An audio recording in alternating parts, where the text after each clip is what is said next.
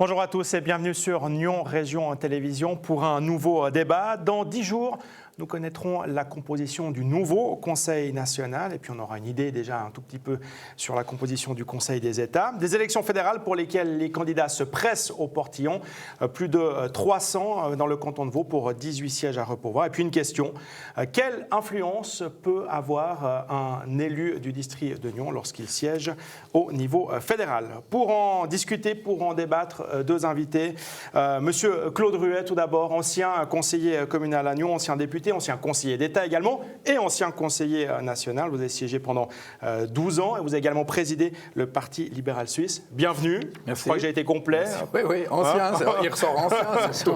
Non, mais voilà, vous avez effectivement une large expérience et vous nous en ferez part tout à l'heure. Et puis également Alain Valéry Poitry, également un ancien syndic de Nyon et qui est candidat au Conseil national sur la liste. Ancien député. Oui, et candidat au Conseil national sur la liste 60+, du PDC.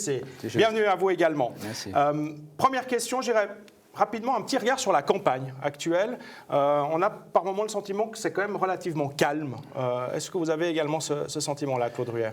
C'est l'impression de tous les observateurs, effectivement, où chaque parti retient un peu son lait, si vous me passez cette expression. On n'ose pas tellement aborder un certain nombre de thèmes, par exemple l'Europe et nos relations avec la de politique étrangère, puisqu'on sait ce qui s'est passé le 9 février. Du coup, tout le monde se regarde un peu en chien de faïence et j'imagine que les vraies propositions sortiront après les élections. Alors c'est un peu dommage, comme vous dites, je suis un ancien, moi je viens d'une période où on n'avait pas peur d'affronter plus clairement les dossiers. La situation a changé, aujourd'hui c'est vrai que la campagne est peut-être un peu plus morne. Vous qui la vivez de très près, cette campagne, vous êtes au cœur de la campagne, monsieur Poitry, est-ce que vous avez également ce sentiment-là? Oui, je confirme, mais ça vient aussi des modifications que l'on peut voir avec les médias sociaux, parce qu'il y a beaucoup de choses qui se passent dans les médias sociaux actuellement.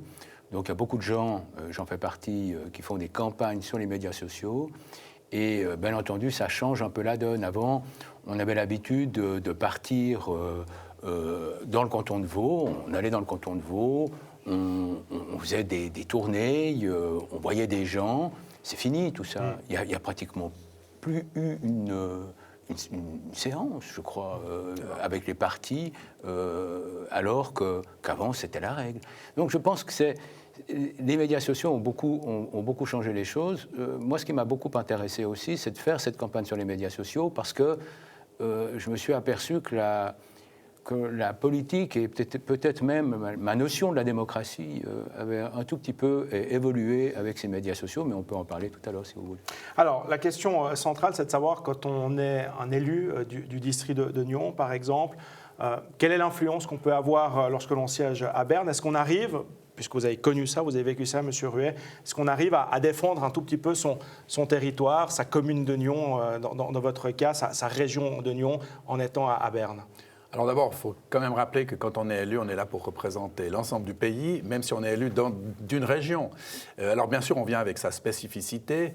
Je dirais que défendre une commune à Berne, ce n'est pas tout à fait ce qui se passe. On défend plutôt une région, le bassin lémanique, voire la francophonie. Moi, j'ai été président d'Helvetia Latina, qui défend les langues latines au Parlement et dans l'administration fédérale. Vous savez que la majorité alémanique a tendance à ne prendre que des experts de langue alémanique et de culture, parce que ce n'est pas seulement la langue. Donc là, on est, comme roman d'abord, à représenter cette latinité qui nous caractérise, les italophones et les francophones, avec la culture qui les accompagne. Et puis là, on vient du bassin lémanique, on vient du canton de Vaud. Quand on est fédéraliste comme moi, on essaye de défendre aussi les compétences des cantons. Et puis, vous l'avez vu, il y a tout ce développement de l'arc lémanique qui se fait dans le domaine des infrastructures, dans le domaine culturel, dans le domaine de l'imposition des entreprises. On voit les débats qui ont lieu actuellement. Et là, nous avons des spécificités à défendre. Des fois, ça se fait, et heureusement, entre tous les partis, je pense aux infrastructures routières et ferroviaires. Il y a heureusement, me semble-t-il, moins la guerre entre le rail et la route. Maintenant, on sait qu'il faut défendre des infrastructures de transport et privées et publiques dans cette région pour rattraper le retard par rapport à la Suisse alémanique, par exemple. Et quand il s'agit de défendre les intérêts du canton de Vaud, par exemple, est-ce que la députation vaudoise arrive à être unie ou bien est-ce qu'on a quand même toujours un peu des différences entre les partis, hein, parce qu'il y a aussi ça qui entre en ligne de compte. Alors bon, moi, comme conseiller d'État, j'avais eu la chance d'avoir les affaires fédérales et intercantonales et transfrontalières dans mon département. On avait créé ces affaires extérieures, comme on les appelle, avec une présence à Berne de 2 représentants, soit le Conseil d'État qui se déplace, soit nos représentants, on a des entre guillemets lobbyistes qui viennent à Berne, qui rencontrent les parlementaires, qui se réunissent entre eux, les parlementaires vaudois, mais comme d'autres cantons aussi.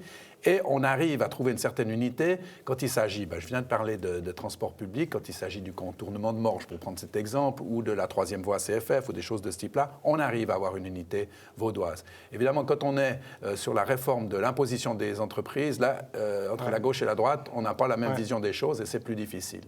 À quoi est-ce que vous vous attendez, M. Poitry, si vous êtes élu, si vous vous retrouvez dans cette Assemblée fédérale? Est-ce que vous pensez que voilà, votre origine, elle va pouvoir avoir une influence pour vous, ou bien voilà, vous serez effectivement un élu vaudois avant tout?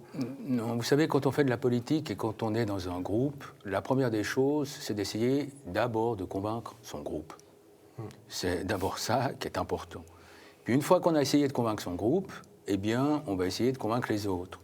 Et ça, c'est avec des liens qu'on peut avoir avec d'autres parlementaires, par exemple des parlementaires romans, ou lorsqu'on...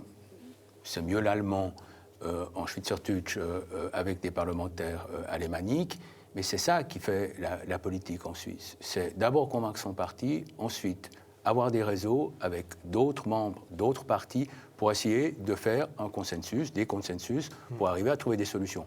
C'est ça. Alors maintenant, nous, on représente les romans, les latins, eh bien, on représente une sensibilité qui est extrêmement importante et qu'il faut défendre. Claude l'a dit, on est sous-représenté au niveau des hauts fonctionnaires, par exemple. Les hauts fonctionnaires, il y a très peu de hauts fonctionnaires francophones, ce qui fait que tout se fait pratiquement en allemand, ce qui n'est pas simple non plus. Donc, voilà. Mais je pense que le vrai rôle d'un homme politique, sauf s'il est porté par un syndicat fort et il représente son syndicat, c'est d'abord à l'intérieur de son groupe politique qu'on doit essayer de faire le travail. En règle générale, quand même, on obtient beaucoup de voix dans sa région. Oui, bien sûr. C'est quelque chose qui penche dans la balance au moment d'une élection. Donc, il y a des attentes de la part des gens. J'imagine que les électeurs de la région de Nyon attendaient beaucoup de vous lorsque vous étiez à Berne. Alors, on a un devoir d'information. On a un devoir de relation avec les gens d'où l'on vient, ça c'est absolument clair. Alors, je prends un exemple qui n'est pas de ma période, mais vous savez, les problèmes de chemin de fer et d'arrêt en gare de Nyon, etc. J'imagine qu'un parlementaire qui vient de la région doit pouvoir aller dire à l'Office fédéral des transports ce qu'il en est de la difficulté qu'il y a à supprimer des arrêts du train qui va sur la ligne du Jura, par exemple. Ça, c'est un exemple parmi d'autres. Alors, on a ce rôle à jouer, mais je rappelle, on n'est pas le représentant de sa commune. Hein, ça, c'est différent.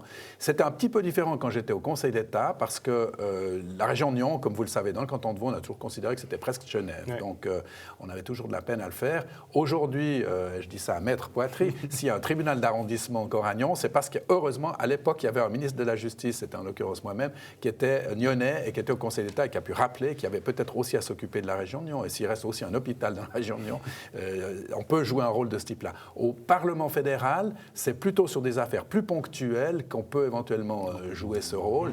Mais souvent, c'est des sujets qui dépassent le pur district dans lequel on se trouve. Alors, il reste 10 jours de campagne. Il y a eu un dernier sondage qui a été publié hier. Sans grande surprise, on a toujours l'UDC qui vire en tête devant le PS, le PLR et le PDC.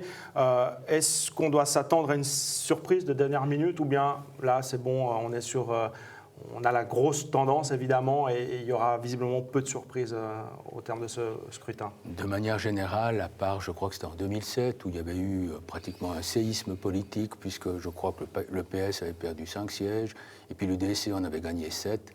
Depuis de nombreuses années, en fait, il n'y a plus de séisme politique. Je ne crois pas que cette année, il y aura un séisme politique et il y aura un grand changement. Ce qui est intéressant peut-être dans le canton de Vaud, c'est de voir si par exemple le centre, et en particulier le PDC, de pouvoir maintenir notre siège, puisqu'on se présente sur 3 listes. Et nous espérons, en se présentant sur 3 listes, d'engranger le maximum de suffrages. Et puis, bien entendu, ce sera la liste qui viendra en tête, soit la liste de M. Nérinck, du professeur Nérinck, soit la liste de M. Béglé, qui obtiendra le siège. Mais, je veux dire, c'est peut-être le suspense dans le canton de Vaud, mais autrement, il n'y en a pas trop, à mon avis. Monsieur Ruet, ouais, justement, dans le canton de Vaud. Dans le canton de Vaud, oui, comme dit M. Poitry, il y a peut-être un siège de gauche, un siège des Verts qui est peut-être aussi branlant, hein, mine de rien. Les sièges du DC, on n'en sait rien. Ce que je sais, c'est qu'il y a 4 ans, les sondages n'avaient pas prévu le recul de l'UDC, qui a eu le très léger recul qu'il y a eu il y a 4 ans. Donc il y a une petite variation toujours possible dans les dernières lignes droites, mais pour le reste, c'est clair. Moi, ce qui me préoccupe plus, c'est de voir quelles sont les préoccupations des Suisses dans le même sondage. Hein. La préoccupation numéro 1, c'est l'asile et l'immigration, alors que pour moi, la préoccupation numéro 2, c'est l'emploi, c'est la possibilité de développer les infrastructures dont je parlais tout à l'heure, c'est la fiscalité des entreprises, c'est donc le problème du franc fort, de la solution à la libre circulation des personnes, alors que l'asile dont tout le monde parle et qui fait peur à tout le monde, ça représente moins d'1% de la population. Donc ça, c'est aussi intéressant de voir qu'il y a une distorsion entre la réalité du terrain et la perception qu'en ont les gens. Pour ça, les sondages peuvent être utiles. Vous l'avez senti justement, cette différence, on va dire ? Ah oui, encore une fois, quand on fait une campagne dans les médias sociaux, on a en fait, si l'on veut, le peuple dans l'immédiateté. C'est-à-dire que normalement, quand on fait de la politique, on est dans un parti politique, il y a une espèce de pyramide, et puis on apporte la bonne parole, si l'on veut. Avec les médias sociaux, on apporte une parole, mais on a tout de suite la contre-parole. Et cette contre-parole, elle est extrêmement violente, parfois. Et j'étais absolument surpris, parce que parfois, je faisais des thèmes qui n'avaient strictement rien à voir, comme l'AVS. J'avais fait un thème sur comme quoi les femmes allaient pleurer 3 fois avec le nouveau projet de Bercet. Eh bien, pratiquement immédiatement, j'avais des gars de l'UDC qui venaient sur mon mur pour me dire « Ouais, mais c'est nous qui sommes les meilleurs, etc. etc. » Donc, cette démocratie d'opinion et d'émotion, elle est extrêmement forte sur ces réseaux sociaux. Et ça m'a beaucoup frappé, ça m'a un tout petit peu déstabilisé, parce que je me suis dit, mais c'est pas comme ça que je voyais la politique jusqu'alors. En même temps, les réseaux sociaux, c'est fait pour ça, justement. Mais oui, c'est fait pour ça, mais en même temps, on se lâche tellement qu'à la limite, il est extrêmement difficile vraiment d'avoir un échange constructif. Et ça, c'est un peu ennuyeux. Alors, c'est un peu la même chose quand on a vu hier le débat sur la TSR, parce que les gens s'interrompent, etc. Mais là, je pense qu'encore sur les réseaux sociaux, c'est pire. Messieurs, pour conclure, j'aimerais juste un mot de chacun de vous deux. Il y a 3 élus du district sortants qui se représentent, donc Isabelle Chevalet, Olivier Feller et Guy Parmelin. A priori, on devrait les retrouver à Berne pour 4 ans supplémentaires ? Probablement, puisqu'ils avaient fait un bon résultat il y a 4 ans. Guy Parmelin, c'est un routier de la politique et il va certainement sortir en tête de sa liste. Isabelle Chevalet, elle est en concurrence avec Laurent Miéville, mais c'est quand même elle la sortante. Et puis Olivier Feller, eh bien, dans le district, c'est quelqu'un qui a marqué des points, qui parle le suisse alémanique, pas seulement le français, qui a beaucoup travaillé pour la fiscalité des entreprises, pour des questions d'AVS et autres. Je pense qu'il n'y a pas de souci à se faire. Monsieur Poitry ? Même avis. Ouais. Non, il n'y a pas de problème, à mon avis. Et vous y croyez pour vous, personnellement ? Écoutez, ça va dépendre de savoir qui va être le premier de la liste. Est-ce que ça va être M. Béglé ou est-ce que ça va être M. Nérinck ? Si c'est la liste 22 de M. Nérinck qui vient en tête, il est probable que celui-ci arrête après une année. Et si j'arrive deuxième, eh bien, je serai conseiller national dans une année. Eh ben, c'est tout le mal qu'on vous souhaite. Merci beaucoup, messieurs, d'avoir participé à cette discussion. Je vous donne rendez-vous donc, la semaine prochaine pour un nouveau débat d'actualité. En attendant, notre site nrtv.ch et puis notre page Facebook pour revoir tous les meilleurs moments, toutes les émissions de notre chaîne. À très bientôt. Merci.